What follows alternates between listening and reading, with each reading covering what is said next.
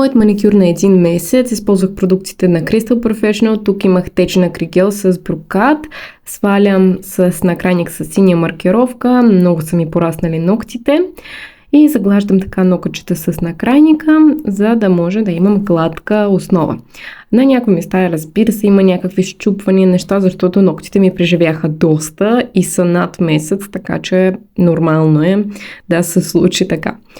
Изпилвам малко и отгоре ги заглаждам, след това трябва да се погрижим за кожичките. Първо ги избутвам, вижте колко ми е така твърда и нараснала кожа, защото отдавна не съм имала маникюр.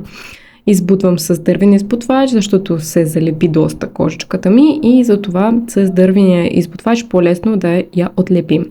След това използвам любимият ми накрайник на Crystal Professional номер 1, пламъче с червена маркировка. Почиства перфектно. Много е удобен, има и остро носле, което помага още по-добре да минеш от всякъде. Наистина просто най-любимото ми пламъче, което използвам. След това отрязвам кутикулата с ножичка, тази е за левичари, тип кукичка, защото има малко извит повече край и вижте колко лесно и бързо се отрязва с нея, а аз даже гледам в камерата като режа. Така че да, щом успявам и така, значи много удобно.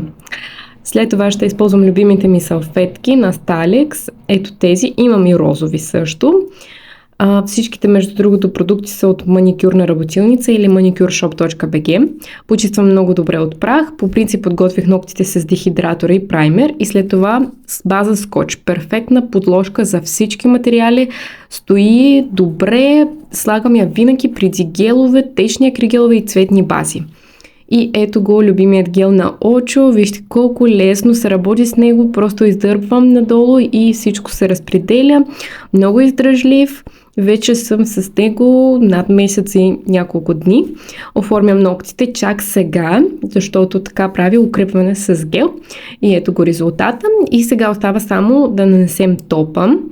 И леко да изравним, по принцип няма нужда толкова, но така лекичко само с топа. И ето го крайния резултат. Харесва ли ви?